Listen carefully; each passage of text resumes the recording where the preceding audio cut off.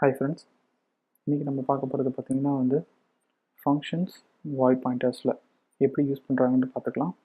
First பார்த்திங்கன்னா நான் ஒரு ஃபங்க்ஷன் டிக்ளேர் பண்ணியிருக்கேன். அந்த ஃபங்க்ஷன் டிக்ளேர் பண்ணியிருக்கிறது பார்த்திங்கன்னா வாய்ட் பாயிண்டர்ஸ் யூஸ் பண்ணி தான் டிக்ளேர் பண்ணியிருக்கேன்.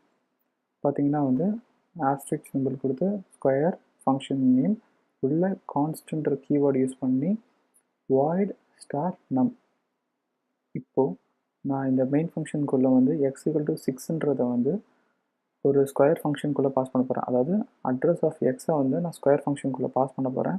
இப்போ அந்த அட்ரஸை ஸ்டார் நம் வாய்ட் ஸ்டார் நம்ன்ற பாயிண்டர் வாய்ட் பாயிண்டர்ஸ் மூலமா எடுத்து அதை உள்ளே டைப் காஸ்ட் பண்ணி அதை மல்டிபிள் பண்ணி எனக்கு ரிட்டன் ரிசல்ட் கொடுத்து நான் ஒரு வேல்யூ ஒரு நம்பரோட ஸ்கொயர் நான் பிரிண்ட் பண்ணி பார்க்க போகிறேன்.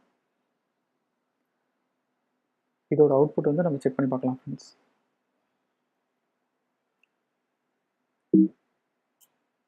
பார்த்தீங்கன்னா 6 ஸ்கொயர் இஸ் 36.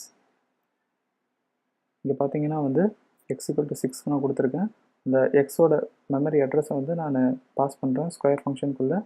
பாஸ் பண்ணுறப்போ எனக்கு இந்த இடத்துல நான் அந்த ஃபங்க்ஷனோட ஆர்குமெண்ட்ஸ்குள்ளே வாய்ட் பாயிண்டர்ஸ் மூலிமா அந்த வேல்யூவை வாங்கி நான் இன்டீஜர் டைப் காஸ்ட் பண்ணி நம்ம 2 டைம்ஸ் மல்டிபிள் பண்ணி நான் ரிசல்ட்டுக்குள்ளே ரிட்டர்ன் பண்ணுறேன். இங்கே square of int equal to எனக்கு ரிசல்ட் ரிட்டர்ன் வந்துடும், வேல்யூ வந்துடும். அப்புறம் நான் அதோட ஸ்கொயரை நான் பிரிண்ட் பண்ணி பார்த்துட்டேன். அவ்வளோதான் ஃப்ரெண்ட்ஸ். தேங்க்யூ.